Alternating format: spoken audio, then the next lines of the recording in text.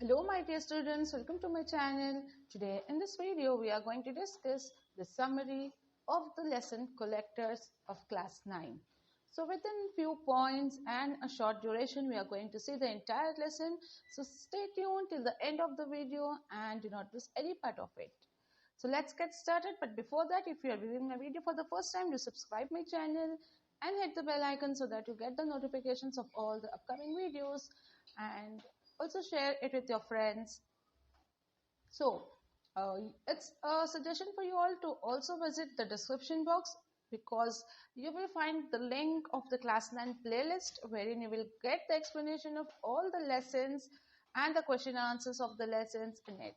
If you want to see the full complete explanation, word to word explanation of this chapter collectors, you can visit to that playlist. So have a check of the link and do visit.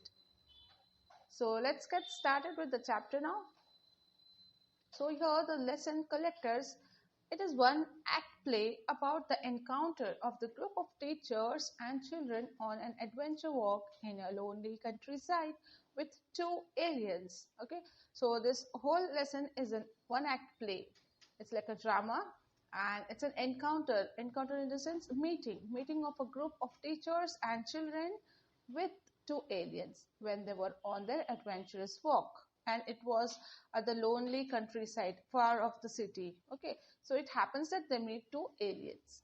Now it suddenly starts to rain heavily when teachers and children were out on the adventure walk. So they are on their walk, the teachers are walking, the children are walking, they're enjoying, and it suddenly starts to rain very heavily. Now they need a shelter because they are in the countryside, they hardly find any shelter. But they see a house, but are surprised to see one in a lonely and deserted place. So as it is a countryside and it's like very difficult to find any house or shelter there, they suddenly see a house. So they get surprised, like how come this is a house all alone, one house situated here in a deserted place, in the far off place where nobody stays.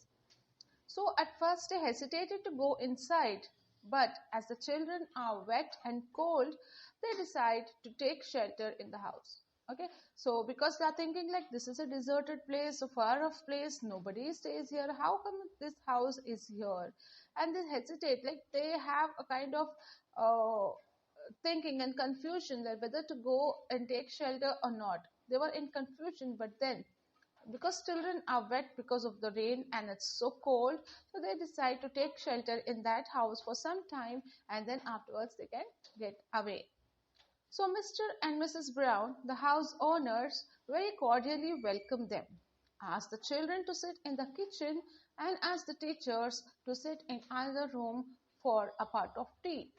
So somehow after hesitating they decide, no, let us go and take shelter for some time. Then they go and they knock the door. They find Mr. and Mrs. Brown, who are the house owners. They come out and they very cordially, like very warm-heartedly, they welcome them, and they take inside all the children and the teachers. They give a place for children to sit in the kitchen room, and the teachers are asked to sit in another room, and they offered a pot of tea to them. So very nicely they welcome them.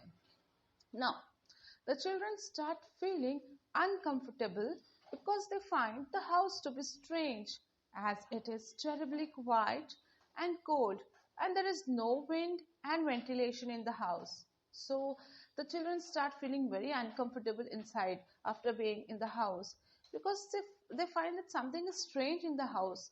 Why? Because it's so terribly quiet. There's no sound coming from outside, and it's so cold even inside the house, and there was no wind at all. Even then it was so cold, and no ventilation in the house, no opening, like no windows, no small windows or the doors which were open towards the outside area, like towards the backyard and towards the ground. So it was totally packed, and then too it was so cold, it was so terribly quiet. So all this atmosphere made the children feel uncomfortable. Now the children look around and see that the kitchen is bare, the fridge empty. Now they start taking the look around towards the house. They see the kitchen, that it's bare, it's empty, nothing is there. Because if in the house as a kitchen, you see lots of things in that. You have utensils, you have groceries, you have boxes, you have fridge, you have many equipments in the kitchen. But here they find barely anything. It's totally empty. And even the fridge which was kept there was empty and not at all switched on. So the children wonder whether the Browns have put all their things in the cupboard. So they had a confusion.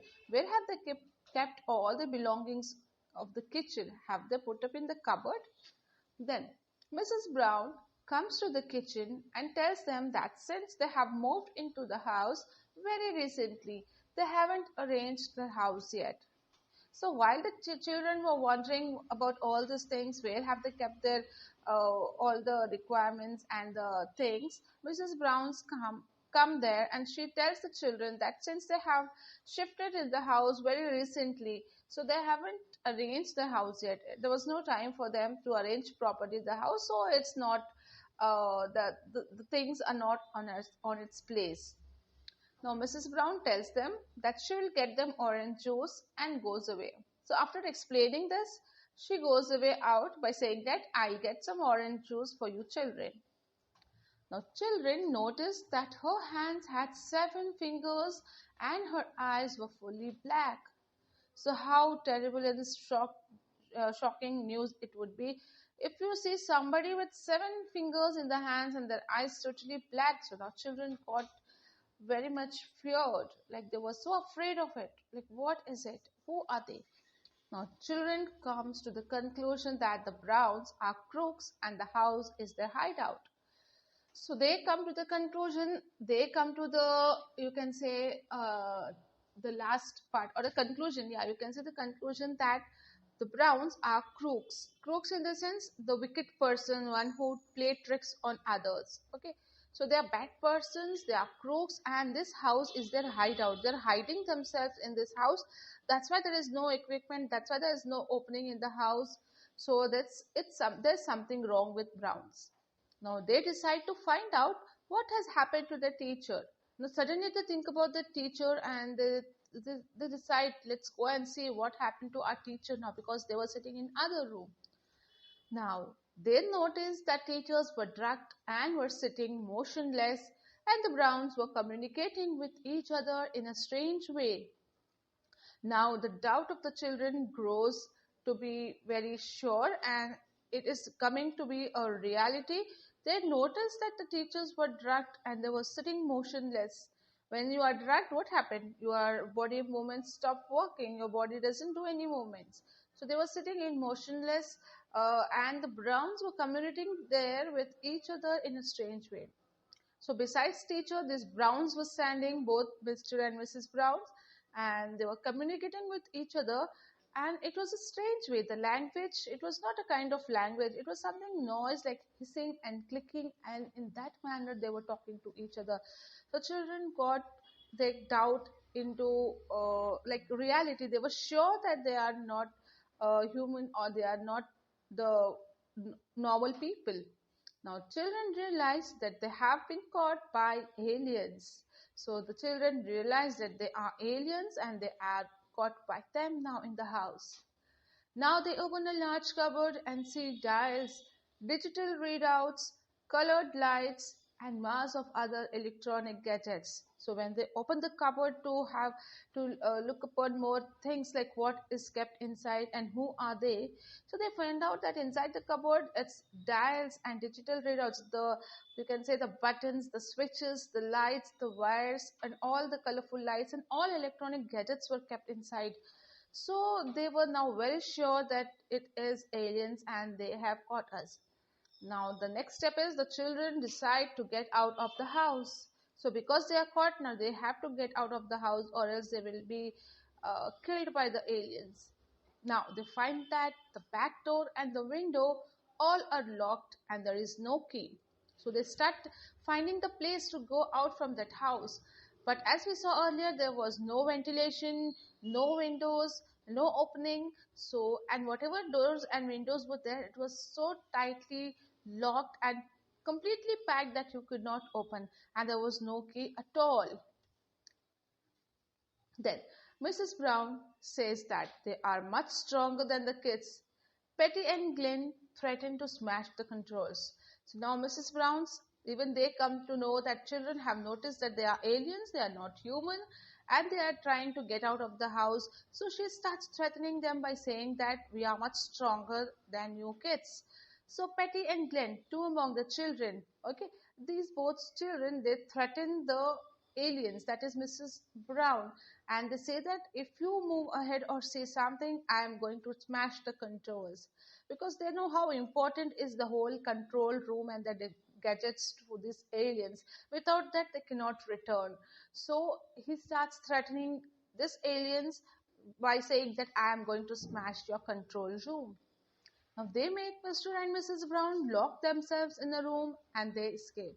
So somehow with great intelligence and courage, these children, they manage to lock Mr. and Mrs. Brown in the room by threatening them, and they escape from there along with their teachers. The whole party escape and sit in a moorland and notice that the house was no longer there. And once they are out of the room, they have escaped from that particular house. They found that the whole party, the children, the students are sitting in a moorland, in the garden, in the ground over there, and they notice that there is no house at all. The house where they had taken a shelter, there is no house, there is no rain. The atmosphere is so clear and it's sunny day. So they decide not to speak of their experience to others because they feel that no one would believe them. Okay, so yes, of course, it's such a strange thing, and they decide themselves then not to speak of this experience to others when they go to the school or to their houses, because nobody is going to believe that what happened with them. Okay, so before that, some of them are of the view that we should inform on the police, we should inform to our neighbors, we should investigate. But later on, they decide that we should not speak about this experience at all because nobody is going to believe us. So like this, the story, this play ends, and I hope you are clear with the whole summary and the entire chapter. If you like this lesson and this video, do hit the like button and share with your friends. And do not forget to subscribe the channel. We'll be back soon with more such videos. Till then, stay safe and take care. Thank you.